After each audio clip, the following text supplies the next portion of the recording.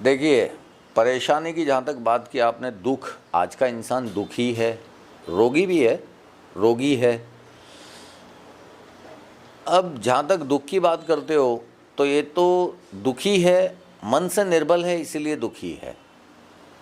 अब मन की प्रबलता वैदिक मंत्रों के पठन पाठन से आएगी, अन्यथा मन को प्रबल बनाने का कोई मार्ग है ही नहीं इस धरा पर। दुख का एक बहुत बड़ा कारण ये भी है कि हम भावना उत्पन्न हमारे हृदय से होती है और मस्तिष्क में जाके मन से टकराती है। ये अंदरूनी जो हमारा खेल चलता है, कर्म संपन्न करने से पहले अंदरूनी क्या खेल चलता है पहले वो समझिए। डिज़ायर जो भावना है वो हृदय से उत्पन्न होती है, मन से टकराती है। मन इस भावना को विचार के रूप में तब्दील करता है, बुद्धि को देता है। बुद्धि अनेक दिशाओं में सोचकर मन को बताती है, मन फिर समझने की क्रिया संपन्न करता है।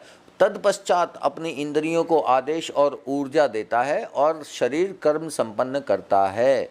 लेकिन आज का इंसान, आज का जो इंसान है वो सत्य जो मन की समझ है उसको हावी कर रहा है बुद्धि की सोच पर और शरीर से कर्म कर रहा है, अथवा बुद्धि की सोच को हावी कर रहा है मन की समझ पर और शरीर से कर्म कर रहा है।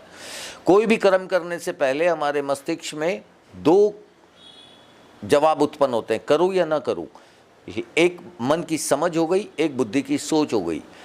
लेकिन इंसान को ये पता ही नहीं कि कौन सा कर्म उसे होशियारी से करना है और कौन सा कर्म उसे समझदारी से करना है।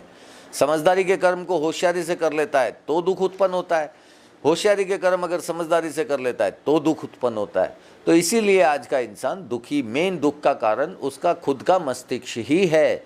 और ये चक्रव्यूह जो मन और बुद्धि का चक्रव्यूह है, ये कुंडलिनी जागरण के पश्चात ही टूटता है, अन्यथा इसको तोड़ने का कोई मार्ग नहीं है। सतयुग का इंसान 12 वर्ष की आयु से पहले अपनी कुंडलिनी को जागृत कर लेता था, इसीलिए समझदारी के कर्म समझदारी से करता था और होशियारी के कर्म होशियारी से करता था, इसीलिए सुखी था। आज का इंसान दुखी है क्योंकि मेन कुंडलिनी सोई हुई है, उसको जागृत कीजिए।